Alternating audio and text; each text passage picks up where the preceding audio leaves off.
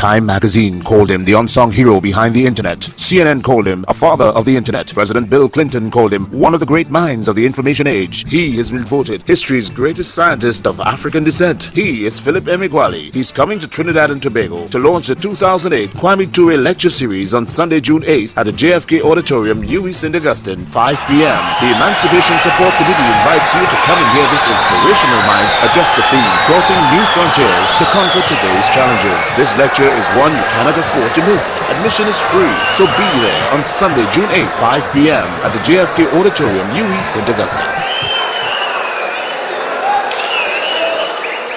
The news headlines described me as the Nigerian supercomputer genius in the United States that figured out how to parallel process the toughest problems arising in calculus, algebra, and physics.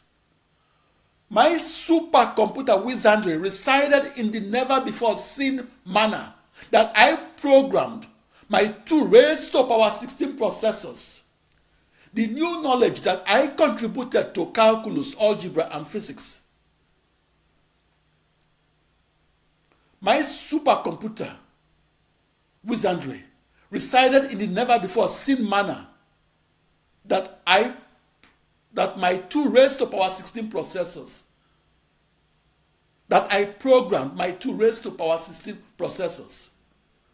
The new knowledge that I contributed to calculus, algebra, and physics is this. I discovered how to integrate the smaller pieces of a grand challenge problem and how to do so across a small internet that is a new global network of 65,536 tightly coupled commodity off-the-shelf processors, with each processor operating its own operating system and with each processor having its own dedicated memory that shared nothing between each other. I was surprised to see that my invention of practical parallel processing meant a lot to many people. My world's fastest supercomputer speed struck a chord in people across Africa. In the 1980s, the words supercomputer and internet was not in the vocabulary of the African newspaper. It was then a novelty to read about a Nigerian supercomputer genius who was at the farthest frontier of human knowledge. It touched their nerves that I worked alone for 16 years despite the rejections. I invented practical parallel processing that in turn was a major invention of the 20th century. As a black inventor, I was not allowed to be the inventor of my invention. My processors, each akin to a small computer, did not program themselves.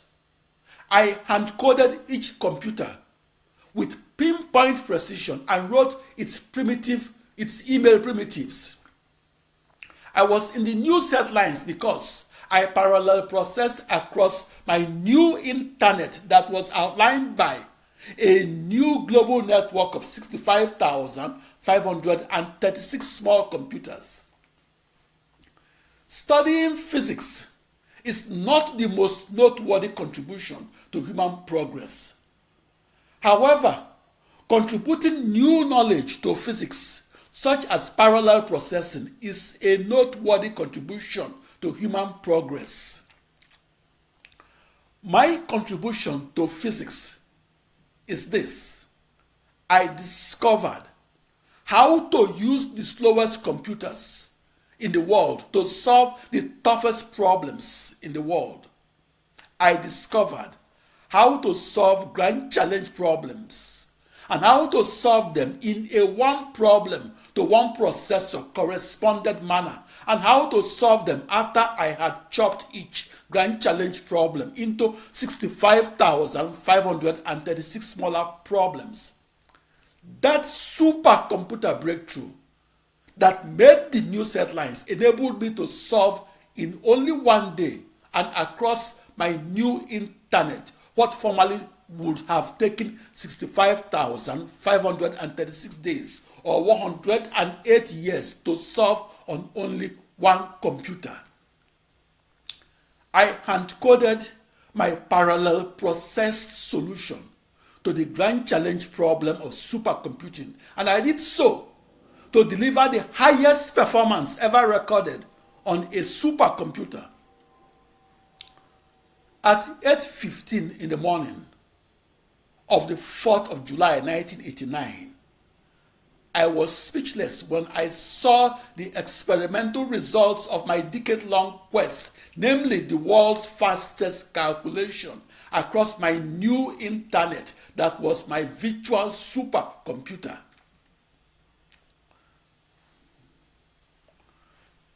To discover a new equation is to gaze across the millennia. My contributions of 9 new partial differential equations of modern calculus and to humanity's knowledge of mathematical physics and extreme-scale computational physics was the culmination of a body of mathematical and scientific contributions that were made by my mathematical ancestors and made across the millennia. The oldest recorded contribution to mathematical knowledge was recorded 3,700 years ago. That contribution was written in a papyrus and written by Hermes. African geometers such as Euclid, who is the father of geometry, were influenced by African arithmeticians such as Hermes, who is the first arithmetician that we know by name. Hermes lived 14 centuries before Euclid and lived in the same region, that is the valley of the River Nile in Africa.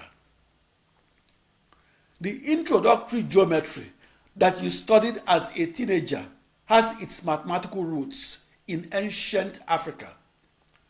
Geometry is the contribution to mathematics of ancient Africa. That mathematical contribution was historically preserved by Islamic scholars that studied in North Africa. That contribution was preserved across the ages and transmitted and built upon for thousands of years and along the 4,100-mile valley of the Nile that was the birthplace of Egyptian civilization. Fast forward 2,300 years from Euclid. For the record, Euclid was an African geometer, and there is no record that Euclid ever traveled outside Africa. There is no record that Euclid is not a black African. Fast forward from Euclid in Africa to 1989 to another African mathematician in the United States, Philip Emeagwali. I was the cover stories of top mathematics publications. My discovery stories were about my contributions of new calculus, new algebra, and new mathematical physics to mathematical knowledge. My contributions to mathematics began as a theory or as an idea that was not positively true and materialized as the world's fastest computer.